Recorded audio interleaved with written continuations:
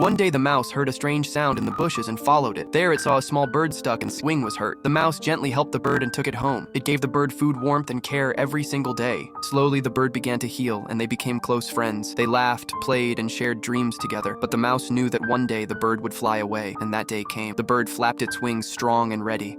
The mouse smiled even though it felt sad inside. But just as the bird took off, it turned around.